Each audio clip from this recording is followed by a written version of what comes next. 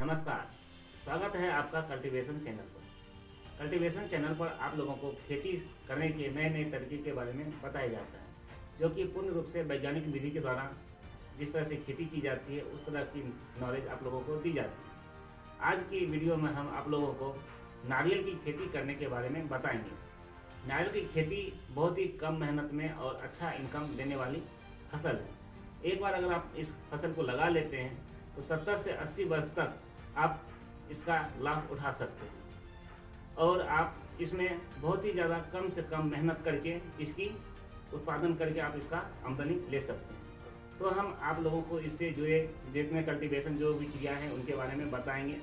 उसके बाद आगे की बात आगे करते हैं। फिलहाल वीडियो को हम स्टार्ट करें। नारियल की खेती आप इस तरह से खेती करें कि आप सालों भर उसका फल तोड़ सकते हैं। जैसे कभी कभी आप सालों भर फलने वाली वैरायटी को लगा सकते हैं, या जैसे कि कोई वैरायटी जनवरी में टूट रही है, किसी फरवरी में, इस तरह से आप रोटेशन में अगर लगाते हैं तो आप सालों भर इसका उपयोग करके आप सालों भर अपनी खेती से नारियल की तुड़ाई करके आमदनी कर सकते हैं। तो अब हम आप लोगों को इस फसल की जलवायु के बारे में बात करते हैं। इस फसल के लिए जलवायु की आवश्यकता 250 सेंटीमीटर वाले वर्षा आधारित क्षेत्र में इसकी खेती अच्छी से की जा सकती है। 25 से 30 डिग्री के मतलब टेम्परेचर है तो वहाँ भी इसकी खेती अच्छी तरीके से की जाती है, जहाँ की आर्द्रता ह्यूमिडिटी 70% से अधिक ना हो। 70% तक आप ह्यूमिडिटी वाले एरिया में इसकी कल्टीवेशन कर सकते हैं। गर्म आर्द्रता वाली जलवायु इसके लिए बहुत ही ज़्यादा उपयोगी मानी जाती है, जहाँ की इसकी फसल बहुत ही ज़्यादा अच्छी तरीके से की जा सकती है। अब हम आगे इसकी भूमि के चुनाव के बारे में बात करेंगे। भूमि के चुनाव बहुत ही ज़्यादा अच्छी और उत्पादकता के लिए बहुत ही अच्छी मानी जाती है। अगर भूमि का चुनाव सही तरीके से आप नहीं करते हैं तो फसल अच्छी आपकी नहीं हो सकती है। इसके लिए भूमि का चुनाव होना बहुत ही ज़्यादा लाभदायक होता है। तो आप भूमि के चुनाव के लिए आप अगर नारियल का कल्टीवेशन करते हैं तो समुद्री तट की मिट्टी, रेतीली मिट्टी, दोमट मिट्टी, जलोढ़ मृदा, लाल बलुई दोमट मिट्टी जिसका पीएच मान 5 से 8 हो, वहाँ इसकी खेती अच्छी तरीके से की जा सकती है। लेकिन समुद्री तट की मिट्टी जो होती है वहाँ इसकी कल्टीवेशन बहुत ही अच्छे तरीके से की जा सकती है, जहाँ की इसकी उत्पादन बहुत ही अच्छा और सही तरीके से लिया जा सकता है। आप देख लें आपकी तरफ से कौन सी अच्छी मिट्टी है, उस तरह से इसका जहाँ, लेकिन जल निकास की व्यवस्था समुचित होनी चाहिए। अगर जल निकास की व्यवस्था समुचित नहीं है तो आपकी फसल कुछ नुकसान भी हो सकते हैं, कीड़े मकोड़े के अटैक हो सकते हैं, रोग भी आ सकते हैं। अब इसके वैरायटी भी बहुत ज़्यादा चुनाव करना अच्छा होता है। तो अब वैरायटी के बारे में बात करते हैं। नारियल के वैरायटी मुख्य रूप से 2 ही होते हैं, एक वोनी वैरायटी, एक ऊंची वैरायटी। वोनी वैरायटी कुछ शो प्लांट के लिए भी होते हैं और ऊंची वैरायटी में तेल उल निकाले जाते हैं जैसे, और वोनी वैरायटी के लिए जैसे पीने का डाब के, ये सब के वैरायटी आते हैं। और आगे हम आप लोगों को बताएंगे ऊंची वैरायटी और वोनी वैरायटी के बारे में। तो ऊंची वैरायटी के बारे में पहले हम आप लोग चर्चा कर लेते हैं। जैसे कि ऊंची वैरायटी में Andaman joint, Lakshadweep ordinary, Lakshadweep medium, Lakshadweep micro, Rangoon, Kaveri, Ganga Bhavani, Cochin China, ये सभी जो भी हैं ये सभी लंबी वैरायटी है। मतलब इसके पेड़ या पौधे जो भी होते हैं इनके ऊंचे होते हैं और इनके आपको बहुत ही ज़्यादा ऊंचाई होता है इनके गाछ मतलब कि पौधे की। तो आप अच्छे तरीके से आप देख लें, आपके एरिया में अगर आंधी तूफान आती है तो आप इस बड़े क्रॉप को मत लगाएं, आप बोनी प्रजाति को ज़्यादा लगाएं। बोनी प्रजाति इसमें क्या होता है, मतलब बहुत ज़्यादा कम नुकसान होता है फल का। तो हम बोनी अब जाति के बारे में बताएं जो कि बोनी वैरायटी है। बोनी variety Lakshadweep small, dwarf green, Andaman dwarf, Lakshadweep dwarf, Philippines dwarf, ये सभी बोनी प्रजाति के हैं। इससे आप अच्छे तरीके से फसल उत्पादन कर सकते हैं। डाब भी बेच सकते हैं इसके, और अलग अलग शो प्लांट भी लगा सकते हैं। इनमें पीले कलर के भी आते हैं, हल्के लाल रंग के भी आते हैं।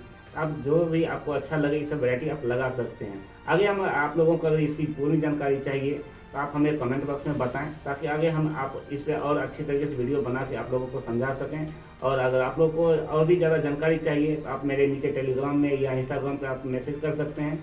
इससे आप लोगों को अच्छी तरीके से जानकारी तुरंत मिल सकती है। तो अब हम इसके और भी वैरायटी जैसे देसी वैरायटी के बारे में बात करते हैं।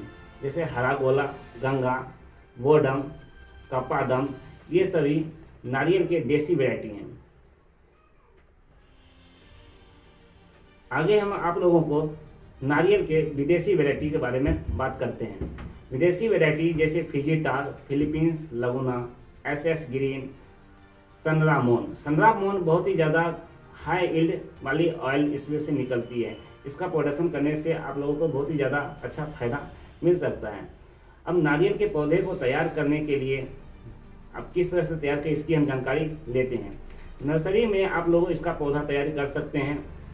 1.5 चौड़ाई वाले का आप उपयोग करके लंबाई अपने अनुसार आप देख लीजिए कि मतलब आपको जितनी आपकी एरिया की ज़रूरत है उस अनुसार आप लंबाई में आप नर्सरी बेड बनाकर इसके आप जर्मिनेशन करवा सकते हैं। 30 बाय 30 की दूरी में इसके हल बीज को लगाना चाहिए। 9 से 10 महीने में अगर पत्ता 4 से 8 मतलब 4 से या 8 पत्तियां अगर निकल जाती है आप उसे खेत में प्लांटिंग योग्य हो गया है, आप उसे ट्रांसप्लांट कर सकते हैं। इसके बाद आप लोगों को हम खेती के जैसे कि आप उसमें जैसे टिलेज जैसे किस तरह से आपको बोना है इसके बारे में हम बताएंगे। ट्रांसप्लांटिंग किस तरह से करना है। नारियल के ट्रांसप्लांटिंग के लिए आपको बहुत तरह के आप जैसे प्लांट में लगा रहे हैं त्रिकोणा विधि, बहुत सारी विधि होते हैं, तो हम आगे हम इसके बारे में चर्चा करते हैं। सबसे पहले हम त्रिकोणीय विधि के बारे में बात करते हैं। त्रिकोण विधि आप एक त्रिभुज आकार का होता है जिसकी आप दूरी पौधे से पौधे की दूरी आप अगर देखेंगे तो आप इसमें 7.5 और 7.5 मतलब कि 7.5 मीटर मतलब कि लंबाई और इसके जो चौड़ाई होंगे त्रिभुज के आपस की दूरी इसका 7.5 मीटर तक होनी चाहिए। जैसे आप तीनों कोने की दूरी 7.5 से मतलब कि कम नहीं होना चाहिए त्रिभुज आकार में। और वर्गाकार विधि की आप बात करते हैं तो वर्गाकार विधि में आप 7.6 से 9 मीटर तक आप लगा सकते हैं इसको। एकल बार विधि में आप 6 बाय 6 मीटर में लगा सकते हैं। डबल बार विधि में आप 5 बाय 5 मीटर में लगा सकते हैं। अब इसके ट्रांसप्लांटिंग कैसे करें इसके बारे में हम आप लोग जानते हैं। यह हम आप लोगों को लगाने की विधि बताएं, इस तरह से आपको फसल लगाई जा सकती है। आगे हम आप ट्रांसप्लांटिंग के बारे में बात करते हैं। ट्रांसप्लांटिंग किस तरह से की जाती है।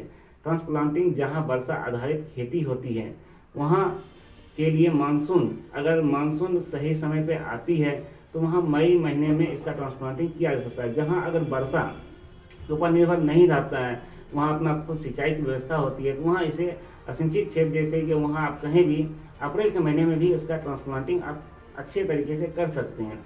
क्योंकि जिस समय प्लांट लगाया जाता है उसमें पानी की आवश्यकता पड़ती है, तभी तो वह प्लांट अच्छे तरीके से ग्रो कर सकता है। तो आगे हम आप लोगों को इसके ट्रांसप्लांटिंग के लिए बनाए गए गड्ढे और आदि के बारे में बताते हैं। ट्रांसप्लांटिंग के लिए पहले आप एक मतलब कि एक लंबाई, एक चौड़ाई और एक गहराई मीटर के गड्ढे आप खोद लें। गड्ढे अच्छे तरीके से खोदें, उसके बाद आप उसे धूप लगने के लिए छोड़ दें ताकि खरपतवार से आपको छुटकारा मिल सके। उसके बाद जब आपको 10-15 दिन और धूप अगर बहुत ज़्यादा तेज होता है तो 10 से 15 दिन बहुत ही ज़्यादा काफ़ी अच्छे होते हैं। अगर आप उसके बाद उसमें गोबर की खाद, कंपोस्ट खाद मतलब हरित खाद आप जो भी है उसको आप उसमें आधी मात्रा में मतलब जितने गड्ढे हैं उसके आधी मात्रा में आप उसको भर दें। भरने के बाद उसको फिर कुछ दिनों के लिए जैसे 5 दिन 6 दिन के लिए उसको छोड़ दें अच्छे तरीके से। उसके बाद आप 60 सेंटीमीटर आप गहराई करें उसमें उसी गड्ढे में और प्लांटिंग कर दें। उसके बाद अच्छे तरीके से मिट्टी से आप दबा दें जिससे कि आप जो उसके जड़ हैं अच्छे तरीके से मृदा में समा जाए। अब नारियल की खेती के लिए खाद और उर्वरक में आप जो भी है आप डाल सकते हैं, जैसे कि जैविक खाद, गोबर खाद या कंपोस्ट खाद, हरित खाद, नीम की खली, मछली की खाद, ये सब आप डाल सकते हैं। 20 से 25 ग्राम पूर्ण विकसित पौधे के लिए सर्वोत्तम मात्राएं सही है। अगर आपका पौधा सही तरीके से विकास कर रहा है आप 20 से 25 किलो ये सभी खाद आपको जो बताएं आप डाल सकते हैं। हरित खाद कैसे बनाया जाता है, कंपोस्ट खाद कैसे बनाया जाता है, अगर आप लोगों को इसकी जानकारी सही तरीके से चाहिए तो आप कमेंट बॉक्स में बताएं। इसके प्रति भी आपको वीडियो मिल जाएगा, आपको बहुत जल्दी मिल जाएगा। अगर आपको पर्सनल रूप से जानना है तो आप नीचे लिंक पर क्लिक करके मुझे मैसेज करें, आपको इसकी जानकारी आपको पर्सनल रूप से आपको दे दी जाएगी। आप सही तरीके से आप अपने से खुद बना सकते हैं, आपको किसी के ऊपर डिपेंड रहने की कोई ज़रूरत नहीं है। तो आगे हम आप इसके उर्वरक की मात्रा के बारे में बात करेंगे। अगर आपके पौधे में अच्छे तरीके से वृद्धि हो रही है तो कोई दिक्कत नहीं है। अगर वृद्धि सही तरीके से है, किसी भी उर्वरक की मात्रा की जरूरत है ही। आप बता रहे हैं कि आपको 400 gram urea, 700 gram super phosphate, 750 gram muriate of potash को आप पौधे के जैसे कि आप वो होते हैं ना सर्कल, आप उसके नीचे अगल बगल हटा के आप उसको दे सकते हैं, जिससे कि आपके प्लांट में सही तरीके से हुआ उसका लिंचिंग होगा और अच्छे तरीके से वो पूरा प्लांट उसको ग्रो कर सकेगा। ज़्यादा मात्रा में पानी नहीं देना है। अब हम इसके आगे की वीडियो में आप लोगों को इसके कीट और क्या रोग के बारे में बताएंगे, जो कि आप इससे किस तरह से नियंत्रण कर सकते हैं उनके बारे में बताएंगे। जैविक और रासायनिक दोनों तरीके से बताएंगे, और इसके क्या यील्ड हैं और कहाँ से क्या सेल किए जाते हैं, इस तरह की जानकारी आपको आगे के वीडियो में बताएंगे। तो फिलहाल इतना ही। जय हिंद, जय भारत। अगर आपको मेरी वीडियो सही तरीके से अच्छी लगी तो आप मेरे चैनल को सब्सक्राइब करें, ताकि इससे जुड़ी जानकारी आपको मिलते रहे, आपको तुरंत।